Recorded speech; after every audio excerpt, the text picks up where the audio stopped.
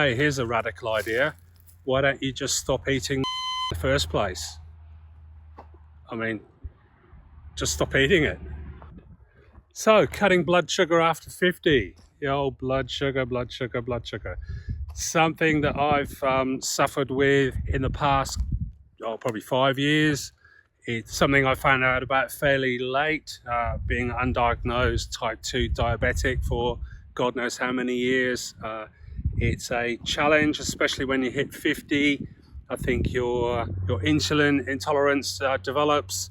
It's a sort of thing that your blood glucose can get out of whack fairly easily. But the good news is it's primarily, unless you're a type 1 diabetic, for type 2s, it's primarily diet driven, which means it's entirely within your control to solve. So the primary drivers within that food are obviously sugar. Type 2 diabetes is too much sugar in the blood.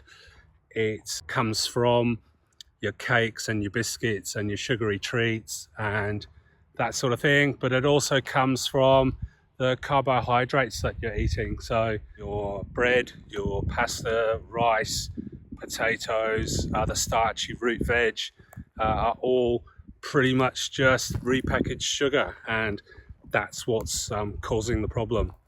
So the doctors, it's very rare that they talk about the cause of high blood sugar. They like more to talk about getting you on metformin and other meds that will basically make you pass the sugar out, which can also cause a few problems, and the metformin to basically combat that insulin resistance. But why don't they just say, like, hey, here's a radical idea. Why don't you just stop eating the sugar in the first place? I mean, just stop eating it. So that way you're not putting sugar in your blood. So therefore you don't need to control it and you won't have too much. It's pretty simple. It's not a weird or wild idea. It's just basic sense. And I think when you look back at body shapes and diets that our grandparents had, so back in the sort of pre 1970s, I guess, everybody was eating meat and 3 veg, or nothing in the supermarket was processed. It was all just real vegetables, real meat, real fish, butter, dairy, all the good stuff that we've been told for the past 40 years at least are all super bad for you. Yet the ultra processed cereals and grains and breads and pasta and all the stuff that's appeared, you can't move within a supermarket without tripping over. My thoughts are that's the problem. So it's not real food. It's all the packaged crap that they market the hell out of, and the marketing departments did a pretty good job at demonizing the good stuff that we used to eat. Pre-1950s, everybody was slim, everybody was fit, everybody was getting out around without walkers or ShopRider buggies or that sort of thing, and I think that was done to us on purpose. I really do. But the good news is that even if it's reached one person with this message, it's that you have the control, you have the ability to take the control back, and as simple as just adjusting your diet. Cutting out the sugar cuts out the risk of developing high blood glucose and type 2 diabetes, and having your toes drop off, developing other kind of sugar driven inflammation. Cancer feeds on sugar. So the less sugar you've got floating around, the less likely you are to develop any sort of aggressive diseases like that, like cancer or Alzheimer's or dementia. A lot of people are calling dementia type 3 diabetes, and I think there's a bit of truth in that. So what's the plan? What's the strategy? Just eat real food, real meat, dairy, fish, leafy green veg, sort of non-starchy veg, all the stuff that, like I said, like our grandparents are used to. If they recognize it, then it's probably a good idea. Also, we're back to cooking in tallow, cooking in butter, cooking in olive oil, to a lesser extent coconut oil as well. Anything that's grown in a field and then, you know, has a process or the crap processed out of it, like canola. You know, it's like canola, basically oilseed rape, basically goes through a petrochemical plant in order to extract the oil. It is really hideous stuff.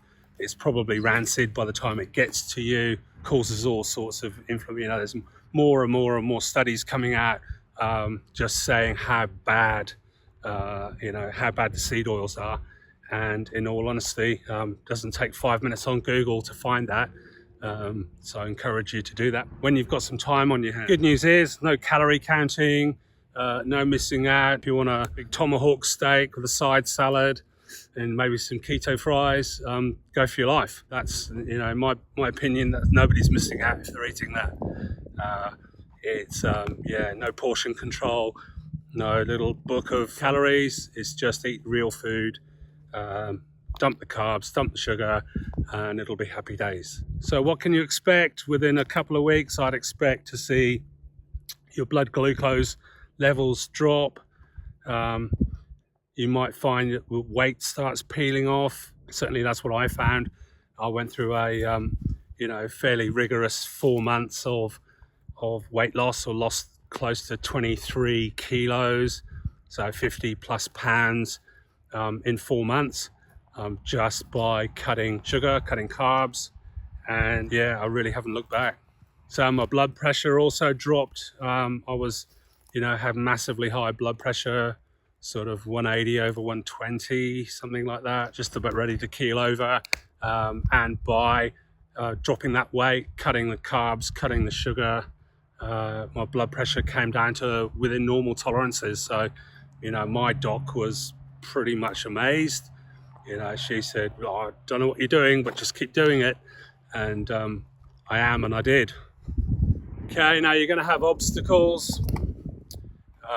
Your family's probably going to be one. A lot of people don't quite get what all this is about. You're going to have plateaus. So if you're using weight loss as a gauge of how you're going, you're going to have times where the scale stops. It might stop for a month. It might stop for more than that. It might even go up. But just know that if you are sticking to the regime, sticking to saying no to the sugar, no to the carbs, then you'll find that eventually, so your blood sugar and your blood pressure won't be affected, but the weight loss is a big concern for some people. And just know that if you stick with it, eventually it will start moving again. I got stuck for a long while, then did a little bit of intermittent fasting. So I was only eating between kind of 12 midday and 6 p.m. And I found that really sort of kicked the weight loss back into action. A lot of people will do 2-3 day fasts. I haven't gone that far yet, so I'm doing okay. So in all these challenges, the plateaus, the cravings, the peer pressure, the family chiseling away at you to get back on the cake and the bread, are really just a training ground. They're just challenges. It's like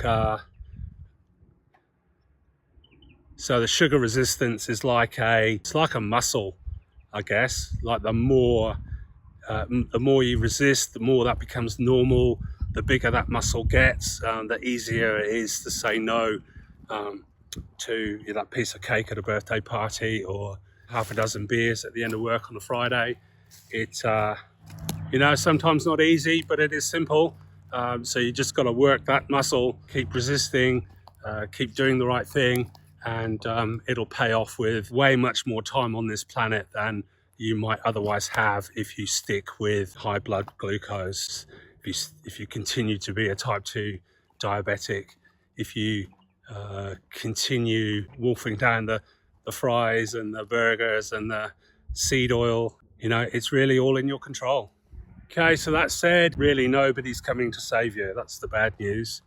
The only person that can save you is you.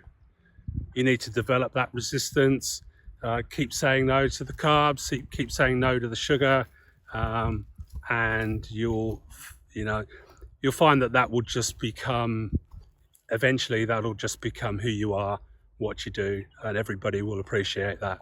So I don't know where you're at the moment, but if you imagine yourself in 6 months' time, you're off your blood sugar meds, your blood glucose is within normal ranges, you've lost 10 kilos or 25 pounds, you're moving a lot better, you're walking a lot better, your joints don't ache so much, all that sort of thing is what I experienced, and I'm sure it's what you would experience too if you give it a shot. So what you got to think is, what would that future you do now in order to become that in 6 months' time? So what you would do is walk past that loaf of bread, walk past that cake, put down the donut and pick up a piece of beef jerky. It's your actions today that drive what you'll be in 6 months' time. And I really, really, really encourage you to look at low carb as a very serious solution to a pretty much a life-threatening problem. So do you pick up the cake or walk past it? It's entirely down to you. Like I said, nobody's coming to save you but you.